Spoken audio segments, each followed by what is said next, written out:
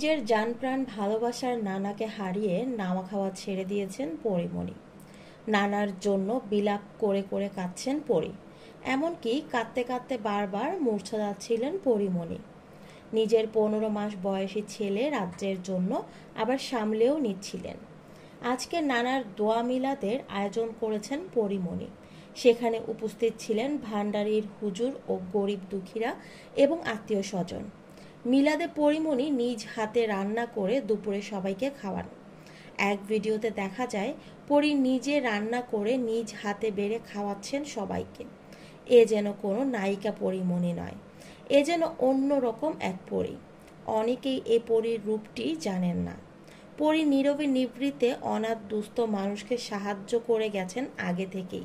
এখন তো তার নানা ভাইয়ের মৃত্যু, নানা ভাইয়ের জন্য দোয়া মিলাদের আয়োজন করবেন, এটাই স্বাভাবিক। পরী নিজের শান্তির জন্য নিজ হাতে রান্না করে নিজ হাতে বেড়ে খাইয়েছেন, কিন্তু সেখানে পরীকে খুবই ভারাক্রান্ত দেখায়। নিজের একমাত্র অভিভাবক যে পরীকে ছোট থেকে বড় করিয়েছে এবং আলোর পথ দেখিয়েছে, সে মানুষটিকে হারিয়ে পরী আজ একা হয়ে গেছে। তাই তো পরী কাঁদতে কাঁদতে বলে, আমাকে একা করে চলে গেছো নানা ভাই, এখন আমার আপন বলতে কেউ নেই, বাঁচার ইচ্ছে করে না। সকালে পরীমণি একটি স্ট্যাটাস দিয়েছেন।